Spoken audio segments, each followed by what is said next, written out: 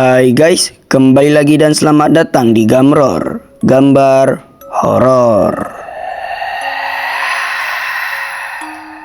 Jadi di video kali ini kita akan membahas tentang eksperimen gila yang dilakukan oleh negara Rusia. Eksperimen ini terjadi pada Perang Kedua di akhir tahun 1940-an. Di mana Uni Soviet dipercaya mempunyai fasilitas dan laboratorium rahasia yang digunakan untuk berbagai eksperimen-eksperimen ilmiah. Yang salah satu dari eksperimen-eksperimen mengerikan yang dilakukan pada tahun-tahun Perang Dunia adalah eksperimen yang berhubungan dengan tidur, yaitu Russian Sleep Experiment. Di mana eksperimen ini melibatkan 5 orang laki-laki tahanan yang dianggap adalah musuh negara. Setelah dirasa bahwa mereka sangat cocok untuk dijadikan bahan eksperimen, mereka pun dijanjikan sebuah kebebasan jika mereka berhasil menyelesaikan eksperimen 30 hari tanpa tidur. Para tahanan tanpa babi bu langsung menyetujui persyaratan tersebut. Mereka berpikir lebih baik menunggu 30 hari tanpa tidur daripada menunggu bertahun-tahun di penjara. Para tahanan pun dikeluarkan dari sel dan diantar menuju ruang laboratorium. Mereka disuruh bersiap-siap karena sebentar lagi mereka akan memasuki ruang eksperimen. Dan di dalam ruangan eksperimen tersebut terdapat gas stimulan yang membuat mereka tidak akan bisa tidur. Dan di ruangan tersebut, para peneliti sudah memberikan mikrofon yang terhubung keluar ruangan agar para subjektif bisa berkomunikasi dengan para peneliti. Dan nanti selama mereka mengikuti eksperimen, mereka hanya diberikan 2 keranjang roti kering yang bisa bertahan untuk beberapa bulan. Dan mereka juga diberikan kasur tanpa spray, toilet, dan wastafel untuk mereka bertahan hidup. Dan tujuan dari eksperimen ini adalah untuk menunjukkan apa yang terjadi jika manusia tidak tidur selama 30 hari. Tidak berselang lama, satu persatu dari tahanan diantar menuju ruang eksperimen untuk mengikuti Russian Sleep Experiment. Dan hari ke-1 hingga hari ke-5, mereka mulai merasa terganggu karena terdapat gas stimulan yang ada di ruangan tersebut. Yang dimana jika gas stimulan itu tidak dipantau oleh peneliti, maka bisa menyebabkan kematian. Dan mereka mulai menjalankan kesehariannya seperti biasa di dalam ruangan itu. Seperti menceritakan dan membagi kisah satu sama lain, atau mencoret-coret di tembok ruangan.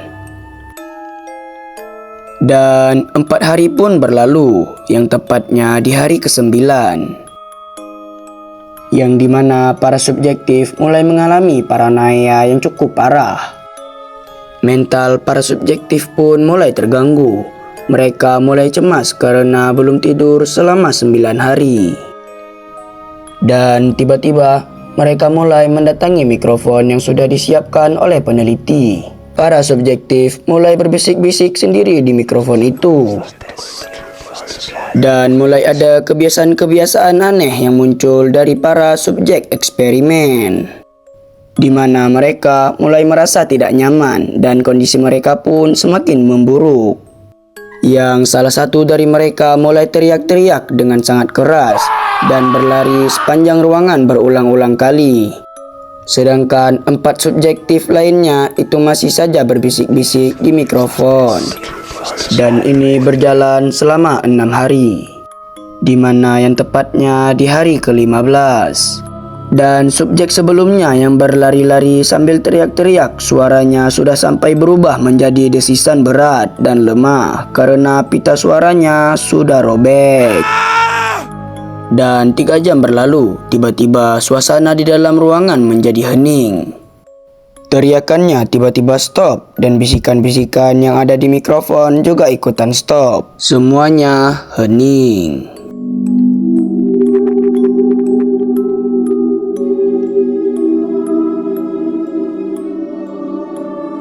Dan salah satu bagian dari eksperimen ini adalah dengan tidak mengganggu ruangan yang digunakan untuk eksperimen. Jadi tidak ada orang yang masuk untuk melihat dan mengetahui atau mengganggu para subjek eksperimen. Dan waktu pun berlalu, sekarang sudah mengenai hari ke-20, di mana para peneliti masih tidak mendengar apa-apa, seperti ruang eksperimen tidak ada orang di dalamnya. Setiap jam, para peneliti mengecek apakah mikrofon yang ada di ruangan sudah rusak, karena kenapa tidak ada sedikit pun suara dari dalam ruangan. Padahal dari tingginya gas stimulan seharusnya para subjektif jelas masih hidup. Dan 10 hari pun berlalu, tepatnya di hari ke-30, di mana di hari itu para peneliti harus melihat hasil dari eksperimen tersebut. Para peneliti pun memberikan peringatan lewat mikrofon. Para peneliti memberitahu jika mereka akan membuka dan memeriksa ruangan eksperimen, yang mana jika ada salah satu dari subjektif yang memberontak, mereka akan ditembak hingga tewas. Setelah ditunggu untuk beberapa saat, belum ada jawaban dari subjektif. Para peneliti mulai kebingungan dan mereka mulai berpikir bagaimana jika para subjektif eksperimen sudah tidak berfungsi selayaknya manusia normal. Atau lebih buruk lagi, mereka mungkin sudah kehilangan nyawanya. Dan tidak berselang lama, tiba-tiba ada suara yang menjawab di mikrofon. Suara yang datang dari salah satu subjek mengatakan, "Kami tidak ingin dibebaskan lagi." Para peneliti pun sangat terkejut setelah mendengar jawaban tersebut. Dan para peneliti pun mulai berdebat apa yang terjadi jika mereka membuka ruang eksperimen. Dan akhirnya di tengah malam setelah diskusi yang panjang, mereka semua setuju bahwa mereka harus membuka pintu ruangan eksperimen. Dan para peneliti juga sudah mengganti gas stimulan yang ada di ruangan tersebut dengan oksigen dan udara yang segar. Setelah para peneliti menghilangkan gas stimulan yang ada di ruangan, tiba-tiba terdengar lagi suara dari mikrofon para subjek dan ada suara yang mengatakan bahwa mereka tidak ingin udara segar. Mereka memohon agar gas stimulan mereka dapat dikembalikan. Akhirnya para ilmuwan merasa tidak berhasil. Mereka tidak tahu apa sebenarnya hasil dari eksperimen tersebut. Tidak berselang lama, mereka meminta tentara Rusia untuk membuka ruangan eksperimen. Dan mereka melihat 4 subjektif sudah terkapar di lantai dan sudah menjadi bangkai. Dan saat dilihat, mayat dari 4 subjektif terdapat luka cabit-cabitan seperti dimangsa oleh hewan buas. Dan mayat-mayat dari para subjektif itu sangat mengenaskan, yang dimana organ-organ dari mereka sudah berceceran dan berserakan di lantai, dan sebagian dari tubuh mereka juga sudah dimakan. Tetapi kemana hilangnya satu subjektif yang tersisa? Ternyata satu subjek yang tersisa masih hidup, tetapi ia sudah tidak menyerupai layaknya manusia normal. Karena kulit dari subjek ini sudah berwarna abu-abu pucat seperti mayat yang masih hidup.